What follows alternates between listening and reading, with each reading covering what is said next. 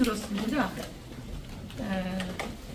김홍일 방통위원장 등 방통위가 YTN 사형화 승인을 하는 회의를 안건으로 오늘 상정한다는 이야기 들었습니다.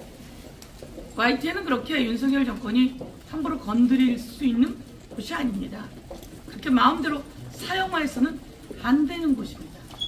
그럼에도 불구하고 공공기관을 옥죄해서 매각하게 하고, 그리고 이제는 방통위 자체가 심의를 할 수 있는 구성원으로 되어 있지 못합니다.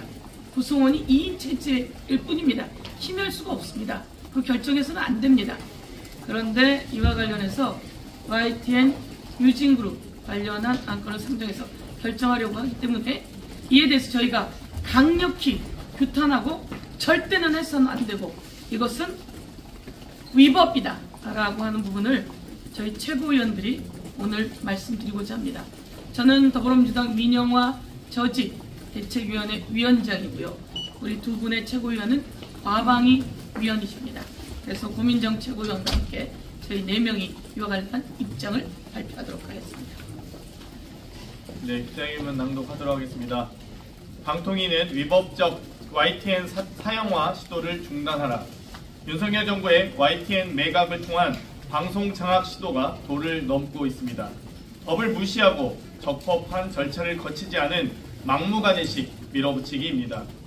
방통위는 지난해 11월 29일 유진그룹이 신청한 YTN 최다액 출자자 변경 승인을 보류했습니다. 당시 YTN 최대 주주 변경 승인 심사위원회는 보도 전문 채널 최다액 출자자로서 명확한 사업 계획을 제시하지 않았으며 방송의 공적 책임 계획에 구체적, 객관적 근거가 부족하고 사회적 신용도와 관련한 부정적 요인이 상당하며 YTN 발전을 위한 투자 계획이 빈약하다는 의견을 밝혔습니다. 그런데 방통위가 오늘 보도 전문 방송 채널 사업자 최다액 출자자 변경 승인에 관한 건을 전체회의 안건으로 상정해 이동관 전 위원장이 기습 사퇴하면서 중단되었던 YTN 사형화를 김홍일 위원장 체제에서 재추진하려 합니다. 현재 2인 체제로 운영 중인 방통위의 승인 결정은 효력이 없습니다. 5인 합의제 기관인 방송통신위원회는 현재 2인 체제로 기형적으로 운영되고 있습니다. 지난해 서울고등법원은 권태선, 박문진 이사장이 방통위를 상대로 낸 후임 김성근 이사 임명 처분 집행정지 신청 항고심 사건에서 2명의 위원들의 심의 및 결정에 따라 이루어진 사항은 방통위법의 입법 목적을 저해할 우려가 있다며 2인 체제 방통위의 위법성을 확인한 바 있습니다. 2인 체제 방통위가 YTN 최대 주주 변경 승인을 결정하는 것은 무효입니다.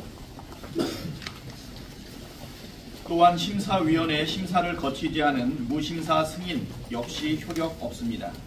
이미 한 차례 보류된 유진그룹의 승인에 대해서 방통위는 이를 심사할 심사위원회를 구성해서 재의결 절차를 거쳐야 함에도 심사위 구성 없이 방통위 전체 회의에서 승인을 강행하려고 합니다.